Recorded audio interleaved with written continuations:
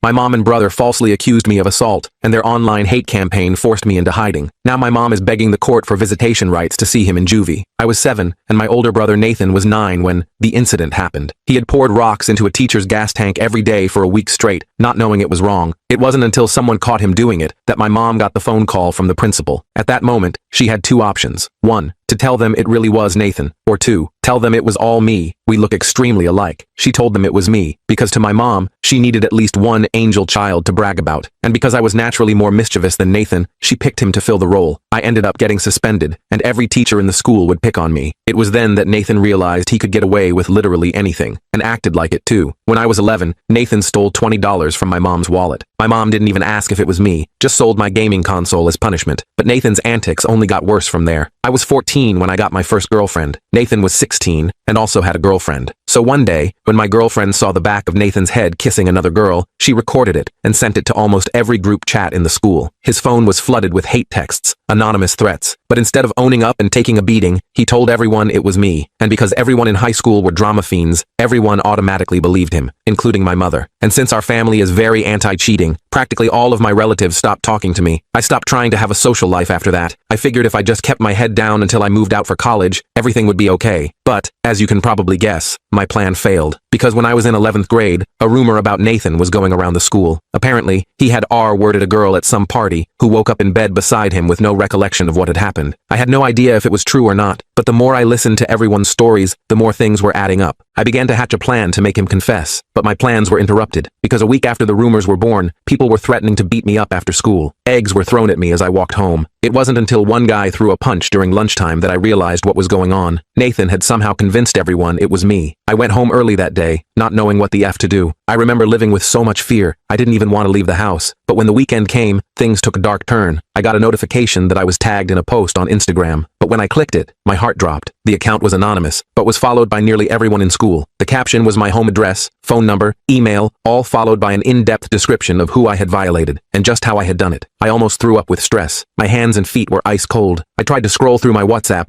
to see if there was anyone I could reach out to, but there was only one. The only person who didn't blame me for Nathan cheating on his girlfriend. My dad. I hadn't spoken to him in almost 10 years, but when I called, the first thing he asked was if I wanted to come over, and he'd pay for the Uber. I breathed a sigh of relief and left immediately. On the way there, I passed by 4 Toyota Corollas filled with angry 18-year-olds, all heading towards my house. Luckily, they didn't see me, and I knew I would be staying at my dad's for a while. When I got there, he didn't even ask why I had reached out. He just gave me a big hug and played Polar Express on the TV, my favorite Christmas movie from when I was 5. But the second Tom Hanks started narrating, I burst into tears. Tears soon turned into hyperventilation, and within 2 minutes, I was having a full-blown anxiety attack. I couldn't even speak, and just showed him the Instagram post. "Son, I know you wouldn't do that," he said. It was the first time someone had seen the good in me. I immediately calmed down, and he continued speaking. Apparently, my mom had always treated Nathan a lot better, and my dad always tried to stand up for me. But things quickly escalated, and whenever my dad would defend me, my mom would get violent, which was the reason for their divorce. I told him my mom said he used to hit her, which is why I never reached out. He just nodded, but the look in his eyes told me he understood and forgave me. It was the most love I had been shown in my life, so I started crying again. My dad assured me not to worry because he would handle everything, and I was in safe hands. I smiled, because back then, I didn't understand the weight of his words. I didn't know just how seriously he had meant them. He protected me so well that I didn't find out what he had done to Nathan and my mom until it was too late to be undone. I spent that first night at my dad's place just sleeping, like a real deep sleep I hadn't had in years. When I woke up Sunday morning, I had 37 missed calls and over 100 texts. Most were from guys at school threatening me. A few were from my mom demanding to know where I was. I turned my phone off and walked to the kitchen. My dad was making pancakes like it was a totally normal Sunday. He asked if I wanted chocolate chips in mine, and I almost started crying again. I couldn't remember the last time someone had cooked breakfast specifically for me. "We should probably talk about what's going on," he said, while I stuffed my face with pancakes. "But only when you're ready." I told him everything, not just about the recent stuff with Megan, but all of it. Every time Nathan had blamed me for something, every punishment I'd taken for him, every friend I'd lost. My dad just listened, occasionally asking questions, but never doubting me. When I finished, he looked really sad. "I knew your mother favored him, but I had no idea it had gotten this bad," he said. He explained that after the divorce, he'd tried to get custody of both of us, but my mom had convinced the judge he was dangerous. She had even coached Nathan to say Dad had yelled at us a lot. I was too young to testify, so I just went where my mom took me. "What do we do now?" I asked. I can't go back to school. Everyone thinks I'm some kind of monster. My dad thought for a minute. First, we need proof it wasn't you. Then we deal with Nathan. I wasn't sure what he meant by deal with Nathan, but honestly, I was just relieved someone was helping me. We spent Sunday figuring out where I'd been the night of Jake's party. I remembered I'd ordered pizza, so we found the receipt in my email. It was delivered at 9:30 p.m., right when people said the incident with Megan happened. I also had achievement timestamps from my PlayStation, showing I was playing Skyrim until 2 a.m. Monday morning, my dad called the school and told them I wouldn't be coming in for a while due to safety concerns. The attendance lady didn't seem surprised. Apparently, several parents had already called demanding the school do something about that Williams boy, meaning me. My dad took the day off work and helped me create a private Instagram account. We collected all my evidence, the pizza receipt, game timestamps, screenshots of texts I'd sent that night, and posted it all with a simple message. I wasn't at Jake's party. I was home playing video games. Whoever hurt Megan, it wasn't me. I sent the link to the 5 people from school who hadn't completely turned against me. They weren't really friends, just people from computer club who were neutral in all the drama. I asked them to share it if they believed me. By that afternoon, I had messages from 2 of them saying the post was spreading. A few people were starting to question the story. It wasn't much, but it was something. Tuesday, my dad went back to work, and I stayed in his apartment all day, alternating between anxiety and boredom. Around lunchtime,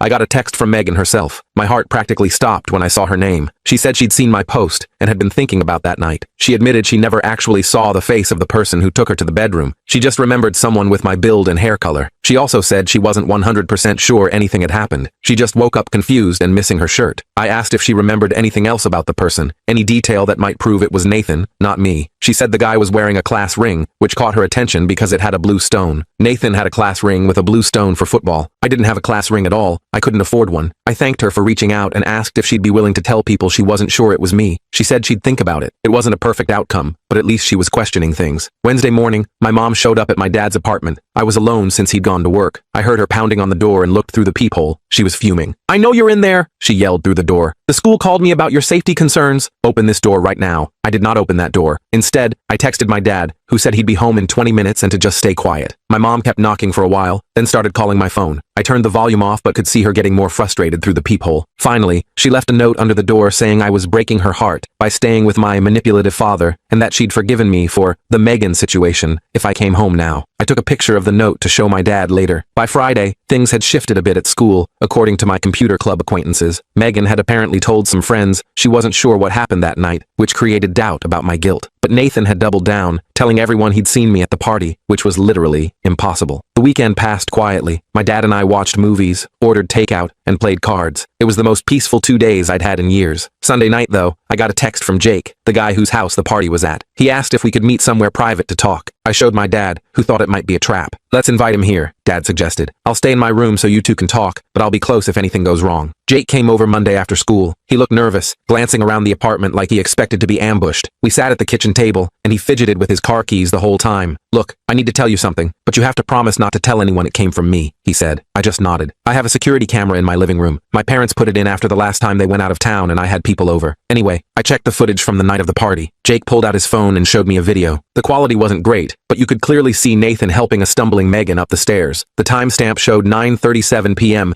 exactly when I was at home ordering pizza. "Why didn't you show this to anyone before?" I asked. Jake looked guilty. "Nathan's my friend, and honestly, everyone was so sure it was you. Plus, I'm not supposed to have parties when my parents are gone. If this got out, I'd be screwed." I asked if I could have a copy of the video. He hesitated but eventually airdropped it to me. Before he left, he made me promise again not to say where I got it. I agreed, even though I thought he was being a coward. As soon as Jake was gone, my dad and I watched the video again. It was definitive proof that Nathan was the one with Megan that night, not me. "This changes everything," my dad said. "We need to be strategic about how we use this." The next day, Dad took me to the police station. I was super nervous about it, but he said we needed to file a report about the online harassment and threats. The officer who took our statement didn't seem very interested until we mentioned the false assault allegations. That got her attention. We showed her the Instagram post with my address and the threatening messages I'd received. We also showed her my alibi evidence and the video from Jake's house, though we said it came from an anonymous source to protect Jake. The officer, Detective Palmer, took it all seriously. She said the online post with my personal information was definitely illegal, and the false allegations could be considered defamation. She asked if I wanted to press charges against whoever made the post. I didn't know what to say. The account was anonymous, and while I was pretty sure Nathan was behind it, I couldn't prove that part. My dad jumped in and said we mainly wanted the threats to stop so I could return to school safely. Detective Palmer said she'd look into it and would contact the school about the situation. Before we left, she also suggested I consider getting a restraining order against the people who had threatened me most seriously. That night, night, my dad and I talked about next steps. He suggested I could transfer to a different school to get a fresh start. The idea was tempting, but it also felt like letting Nathan win again. I want to clear my name, I said. I'm tired of taking the blame for his crap. My dad nodded like he'd expected that answer. Then we need to be smart about this. If we just post that video publicly, it could backfire. Nathan would claim it's doctored or find some other excuse. We decided to send the video to Megan first. She deserved to know the truth, and maybe she could help spread it. I messaged her asking if we could talk, and she agreed to meet at a coffee shop near my dad's place the next day. Seeing Megan in person was awkward. She looked uncomfortable, keeping her distance and choosing a table in the most public part of the cafe. I thanked her for meeting me and got right to the point. I have proof I wasn't at the party, I said, sliding my phone across the table with the video paused. She hesitated before taking it. I watched her face as she played the video. Her eyes widened, and she covered her mouth with her hand. That's your brother, she said quietly. I remember that hoodie. I nodded. I was home ordering pizza and playing video games. I have receipts and timestamps to prove it. Megan looked like she might cry. I'm so sorry. Everyone was so convinced it was you. Even Nathan said, Nathan lies, I said simply. He's been doing this our whole lives, blaming me for his mistakes. I've just never had proof before. She asked for a copy of the video, which I sent to her phone. Before she left, she promised to tell people the truth. I wasn't sure if that would be enough, but it was a start. The next day, everything exploded. Megan had posted the video on her Instagram with a long caption explaining that she'd been wrong, that it was Nathan in the video, not me. She apologized publicly for believing the rumors without evidence. My phone blew up with messages, some people apologizing,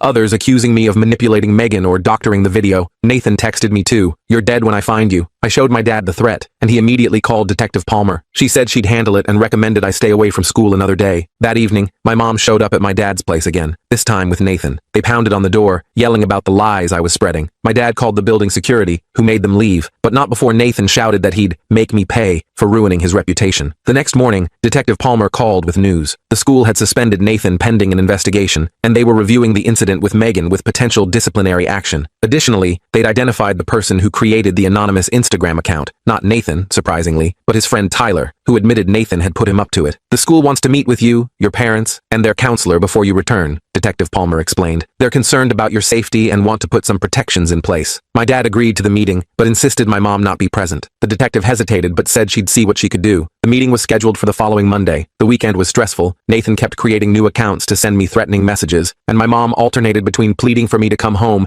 and accusing me of trying to destroy her beautiful family. My dad stayed calm through all of it, helping me block accounts and documenting everything for Detective Palmer. Sunday night, he ordered my favorite pizza, and we watched stupid comedies until I fell asleep on the couch. Monday morning, we went to the school. The principal, Mr. Reynolds, met us in the conference room along with the school counselor, Ms. Chen, and Detective Palmer. My mom wasn't there, which was a huge relief. First, I want to apologize, Mr. Reynolds said. We should have investigated more thoroughly before allowing this situation to escalate. We failed you. Ms. Chen explained that they had spoken with several students who confirmed Nathan had been telling people it was me at the party. They had also reviewed the evidence I'd provided proving my alibi. We believe you were falsely accused, she said. We're prepared to make accommodations to ensure your safety when you return. The accommodations included changing my schedule to avoid classes with Nathan, providing a private space for lunch if needed, and having teachers check in regularly. They also said Nathan would remain suspended until the disciplinary board made a final decision. I asked what would happen to the guys who had threatened me. Mr. Reynolds assured me they were also facing consequences, though he couldn't give specifics due to privacy policies. Before we left, Detective Palmer pulled us aside. Tyler has agreed to cooperate fully. He's provided texts from Nathan instructing him what to post about you. This strengthens your case significantly. I felt a strange mix of vindication and dread. It was good to have proof, but I knew this wouldn't be the end of it. Nathan wouldn't just accept defeat and leave me alone. I was right. That night, Nathan showed up at my dad's apartment alone. He wasn't yelling this time. He asked calmly if we could talk. My dad was hesitant, but agreed to let him in after checking that he was actually alone. Nathan sat on our couch looking like he'd aged 10 years. His eyes were red, and he kept rubbing his hands together nervously. They're expelling me, he said quietly, and Megan's parents are pressing charges. I didn't know what to say. Part of me felt bad for him, but a bigger part remembered all the years of taking blame for his actions. Why did you do it? I finally asked. Not just the thing with Megan, but all of it. Making me take the fall every time. Ruining my life whenever you messed up. Nathan stared at the floor. I don't know. It was just so easy. Mom always believed me, and after a while it just became like automatic. I'd screw up and immediately think, I'll just say it was him. My dad stayed quiet, just watching us from the kitchen doorway. Did you ever feel bad about it? I pressed. Nathan shrugged. Sometimes, I guess. But then Mom would praise me for being her good boy, and I'd forget about it. Something about his casual attitude made my blood boil. Years of my life ruined, and he, sometimes, felt bad? I need your help, Nathan said, finally looking at me. If you tell everyone you forgive me, maybe they'll go easier on me. You're my brother. You have to help me. I almost laughed. After everything, he was still trying to manipulate me. No, I said, I don't have to help you. You didn't help me when everyone thought I was a predator. You encouraged it. Nathan's face changed then. The vulnerability vanished, replaced by the same cold look I'd seen that night after the incident when we were kids. You'll regret this, he said, standing up. You think you've won? This isn't over. My dad stepped forward. Yes, it is over, Nathan. You've done enough damage. If you threaten your brother again, there will be consequences. Nathan sneered at him. You weren't there for 10 years. Don't act like you're father of the year now. He stormed out, slamming the door behind him. My dad locked it and put a hand on my shoulder. You okay? He asked. I nodded, though I wasn't really. Nathan's visit had shaken me more than I wanted to admit. The next few days were tense. I didn't return to school yet, working on assignments from home while the administration finalized their safety plan. My mom called constantly, leaving voicemails alternating between begging me to help Nathan and accusing me of destroying our family out of spite. Friday afternoon, my dad came home early with a serious look on his face. Detective Palmer called me, he said. Nathan's been arrested. My stomach dropped. For what? Breaking into Jake's house and assaulting him. Apparently he blamed Jake for providing the video that got him in trouble. I sat down hard on the couch. Is Jake okay? Hospital, but stable. Broken nose, concussion. Nathan's being charged with breaking and entering an assault. I felt sick. This had all spiraled so far out of control. Part of me still cared about Nathan, despite everything. He was my brother, and something was clearly very wrong with him. What happens now? I asked. My dad sat beside me. Nathan will likely face juvenile detention. Your mom called me. She's beside herself, blaming everyone but Nathan. She wants you to come home. I'm not going back there, I said immediately. I know, and legally, you don't have to. You're 17. The courts typically consider the preference of children your age in custody matters. He paused. I'm going to file for emergency custody tomorrow. With everything that's happened, I think we have a strong case. For the first time in weeks, I felt a glimmer of hope. Maybe things could actually get better. Saturday morning, we got another surprise visit, this time from my Uncle Robert, my mom's brother. Unlike the rest of my extended family, Uncle Robert had always been kind to me, though he'd backed off after the cheating scandal with Amber. Can I come in? He asked when my dad opened the door. I want to talk to both of you. We sat at the kitchen table while Uncle Robert explained that he'd been following everything that happened. He'd seen Megan's post, heard about Nathan's arrest, and finally connected all the dots. I owe you an apology, he said to me. I should have realized something wasn't right. Nathan always had an explanation for everything, and your mom was so convincing. He trailed off, looking genuinely remorseful. Then he surprised me again. I'm here because I want to help, he said. Your mom is refusing to acknowledge any of this is real. She's telling everyone Nathan is being framed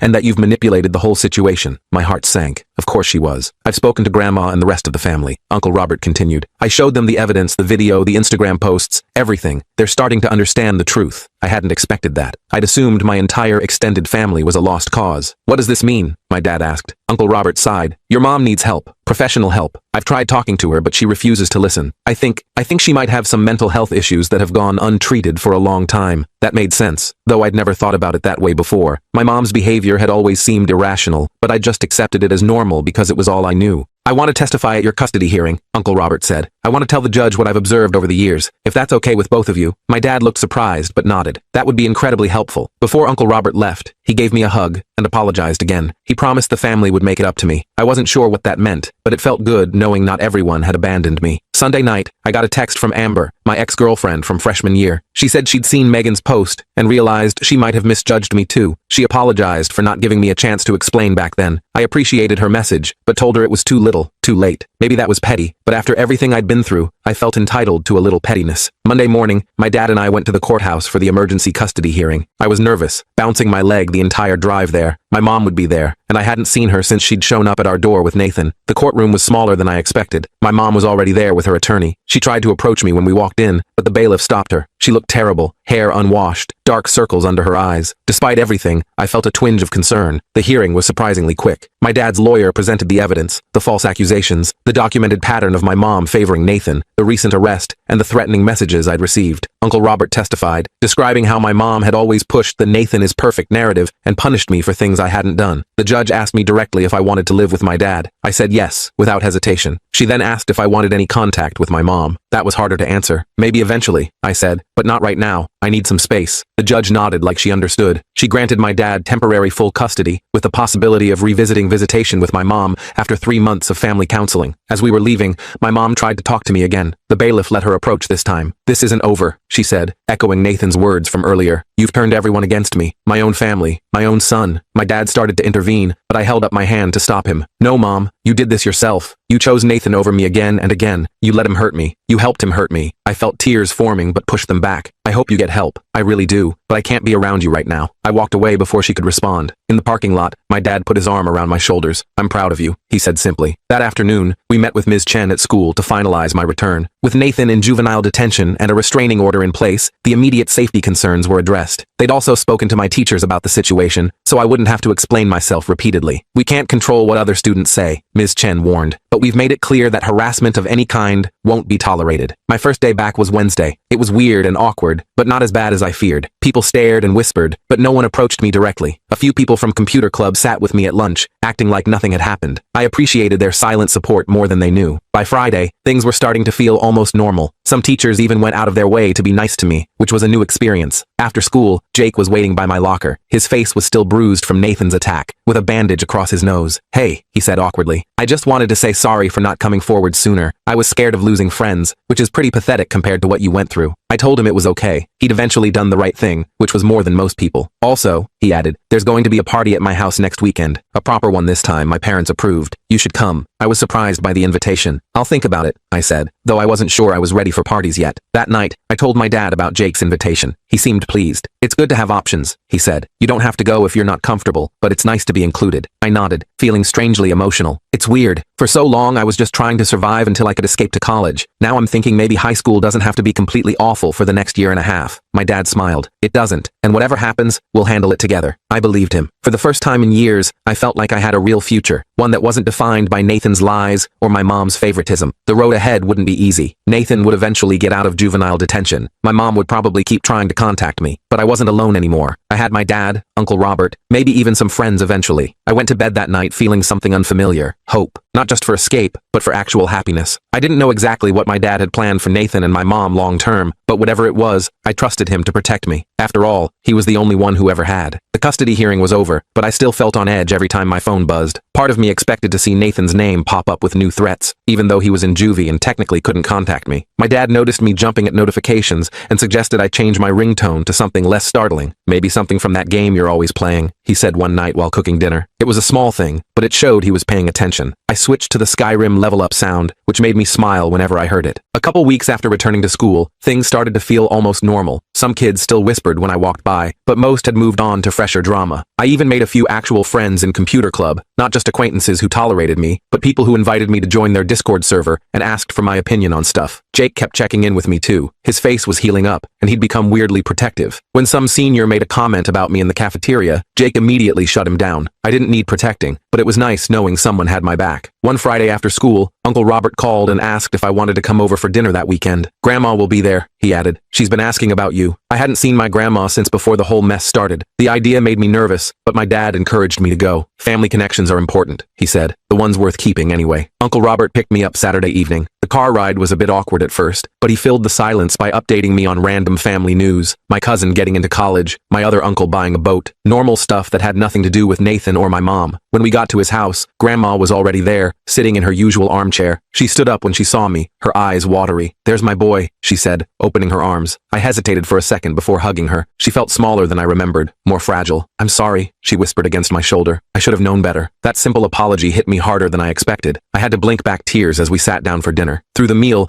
no one mentioned Nathan or my mom directly, but Grandma did ask how things were going with my dad. Really good, I told her. He's teaching me to drive on weekends. She nodded approvingly. Your grandfather taught me to drive, you know, said I was a natural. After dinner, Uncle Robert pulled me aside. Your mom's been calling everyone in the family, he said quietly. She's trying to get people on her side for the permanent custody hearing. My stomach clenched. Is it working? He shook his head. Not like she hopes. Most people have seen the evidence, and Nathan's arrest was the final straw for many of us. Before I left, Grandma pressed something into my hand, a small key on a chain. This is for your grandfather's tackle box, she explained. He always meant for you to have his fishing gear when you were old enough. I think it's time. I knew what the gesture meant. In our family, Grandpa's fishing gear was practically sacred. It was her way of saying I was still part of the family, the real family, not whatever twisted version my mom had created. The next court date was set for 3 months out. My dad and I both started seeing therapists, him individually, and me with both individual and group sessions for teens dealing with family issues. I was resistant at first, but my therapist, Dr. Melissa, was surprisingly cool. She didn't make me talk about my feelings right away, just let me rant about video games until I felt comfortable. Your brother's actions reflect his issues, not your worth, she told me during one session. And your mother's inability to see the truth isn't your responsibility to fix. It sounded simple when she said it, but actually believing it was harder. 17 years of being the family scapegoat doesn't disappear overnight. Meanwhile, my dad was handling the legal stuff with his attorney. They were pushing for permanent full custody with supervised visitation for my mom, contingent on her completing therapy. I wasn't sure how I felt about seeing her at all, but Dr. Melissa said I didn't need to decide right away. April rolled around, and we got news that Nathan was being released early from juvenile detention for good behavior. My dad immediately called our attorney, who assured us the restraining order was still in effect. Nathan couldn't come within 500 feet of me or contact me in any way. What if he just shows up at school? I asked, panic rising in my chest. He won't be returning to your school, my dad explained. Part of his release conditions include attending a different school and continuing mandatory counseling. I wasn't fully convinced. Nathan had never been good at following rules. The night before his release, I barely slept, imagining him showing up at my dad's apartment or waiting for me after school. But days passed with no sign of him. According to Uncle Robert, Nathan was living with my mom again, but keeping a low profile. The rumors at school said his college prospects were basically ruined, which I couldn't bring myself to feel bad about. He'd nearly ruined my entire life. In May, just when I was starting to relax, I got called to the principal's office during third period. My heart started racing immediately. Had something happened? Was Nathan at the school? When I walked in, Mr. Reynolds was sitting with a police officer I didn't recognize. My mouth went dry. Don't worry, you're not in trouble, Mr. Reynolds said quickly. Officer Garcia just has some questions about a statement your mother made. The officer explained that my mom had filed a report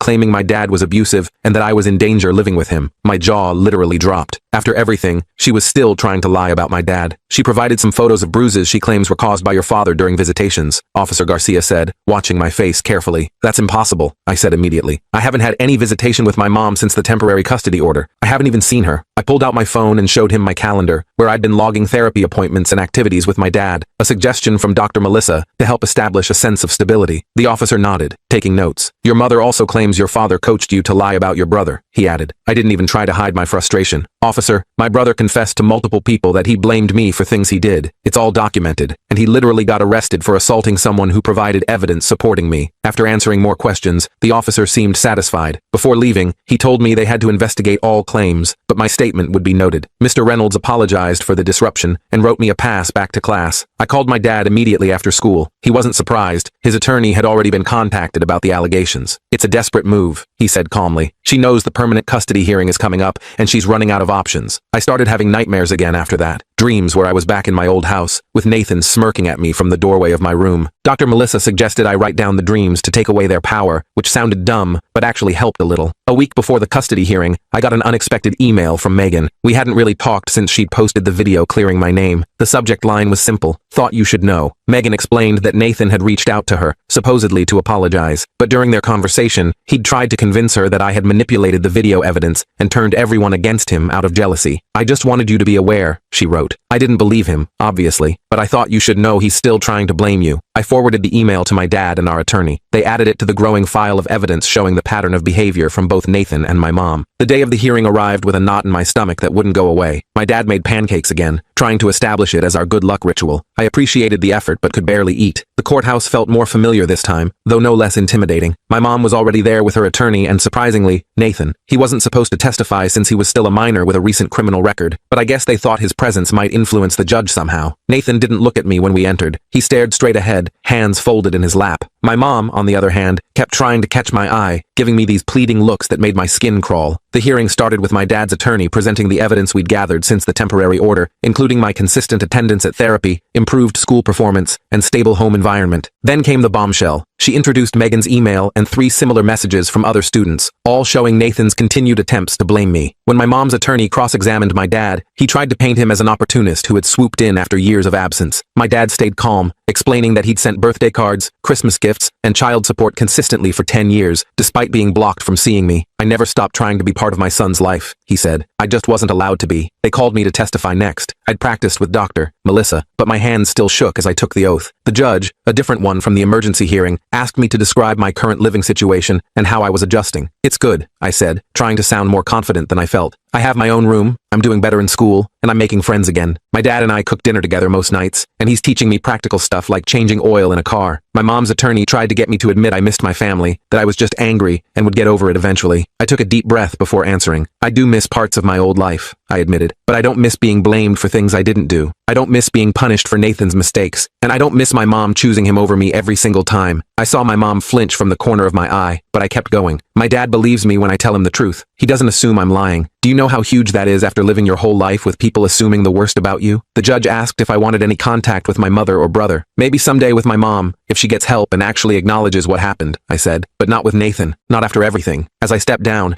Nathan finally looked at me. His expression wasn't angry anymore, just empty. It was somehow worse than the hatred. The judge called a brief recess before making her decision. My dad and I waited in a small conference room, neither of us talking much. Our attorney seemed optimistic, but I'd learned not to count on things working out. When we returned to the courtroom, the judge didn't waste time. She granted my dad permanent physical and legal custody. My mom would be allowed supervised visitation after completing 6 months of therapy, with progress reports submitted to the court. The evidence clearly shows a pattern of parental alienation and scapegoating, the judge said. This court cannot in good conscience return the minor to an environment where such psychological harm was inflicted. My mom started crying loudly, clutching Nathan's arm. He just sat there, staring straight ahead like before. I felt nothing watching them. Not satisfaction, not pity, not even relief yet, just numbness. Outside the courthouse, Uncle Robert was waiting. He hugged me awkwardly, then shook my dad's hand. The family's behind you, he told me. Whatever you need. That night, my dad ordered pizza, and we watched all 3 Back to the Future movies, something we'd been meaning to do for weeks. Halfway through the second one, the reality finally hit me. This was permanent. I was safe. My dad wasn't going to disappear, and I wouldn't have to go back to being Nathan's scapegoat. I started crying out of nowhere. My dad paused the movie immediately, looking concerned. I'm okay, I managed to say. I keep waiting for something to go wrong. He nodded like he understood completely. It's going to take time to trust that you're really safe. That's normal. The next few months were uneventful, which was exactly what I needed. Nathan apparently got accepted to some small college across the country. Uncle Robert told me his grades had always been decent enough, and my mom had hired some kind of consultant to help with applications. I tried not to think about him starting fresh somewhere where no one knew what he'd done. My mom completed her court-ordered therapy and requested a visitation. I wasn't ready, and my dad supported my decision to wait. Healing happens on your timeline, not hers, he said. By the time senior year started, my life had transformed. I had actual friends. Teachers knew me as my own person, not as Nathan's troubled brother. I even started dating a girl from computer club named Riley, who couldn't care less about my family drama. One October afternoon, I came home from school to find my dad sitting at the kitchen table with a serious expression. Your mom called, he said. Nathan's been expelled from college. Apparently he tried the same routine there, blamed his roommate for stealing from the cafeteria. Only this time, there were security cameras. I sat down slowly. What does she want? For you to talk to him. She thinks you could help him understand the consequences of his actions. I actually laughed out loud. She wants me to teach Nathan about consequences? After she spent years making sure he never faced any? My dad just shrugged. I told her it wasn't your responsibility. I just thought you should know. I thought about it that night while working on college applications. My top choice was a school in California, about as far from our hometown as I could get while staying in the country. I wondered if Nathan felt any remorse, or if he was still convinced he was the victim somehow. The next day, I asked Dr. Melissa what I should do. We'd cut back to monthly sessions, but I still valued her perspective. Do what feels right for you, she said. Not what your mother wants, not what anyone else expects. What do you need? I thought about it for a week before making my decision. I wrote Nathan a letter, not offering forgiveness or help, just explaining exactly how his actions had affected me throughout my life. I didn't send it expecting a response. I wrote it for me, to release the last bits of anger I was holding on to. Nathan never replied, which didn't surprise me. My mom reached out to ask if I'd reconsider meeting with them. I declined politely, but firmly. The rest of senior year flew by. I got accepted to my top choice college with a partial scholarship. Riley got into a school about an hour away from mine, and we made tentative plans to visit each other. My dad started teaching me about budgeting and other adult stuff I'd need to know. Graduation day arrived with beautiful weather and a weird mix of emotions. My dad, Uncle Robert, Grandma, and a couple other relatives came to watch me walk across the stage. As I sat waiting for my name to be called, I spotted my mom slipping into the back of the auditorium. She didn't try to approach me afterward, just gave a small wave from a distance before leaving. That summer was the best of my life. I worked at a local computer repair shop, spent weekends fishing with my dad using Grandpa's old gear, and actually felt excited about the future. The nightmares stopped completely. A week before I left for college, Jake threw a going-away party for everyone heading out of town. It wasn't anything wild, just pizza, video games, and people signing yearbooks they forgot to sign before summer. As I was saying my goodbyes, Jake pulled me aside. You know, when all that stuff happened last year, I never thought we'd end up actual friends. Me neither, I admitted. I was just trying to survive high school. He laughed. Well, you did more than survive. You basically conquered it. Driving to California with my dad, I watched our hometown disappear in the side mirror. I didn't feel sad leaving it behind. My dad and I had already planned his visits for Parents' Weekend and Thanksgiving, setting up my dorm room, meeting my roommate, buying textbooks. It all felt surreal. No one here knew about Nathan or my mom or any of my history. I was just another freshman finding my way. My dad helped me unpack everything, then took me grocery shopping to stock my mini fridge. Before heading back to his hotel, he handed me a small wrapped package. A going-away present, he explained. Inside side was a framed photo of us from my graduation,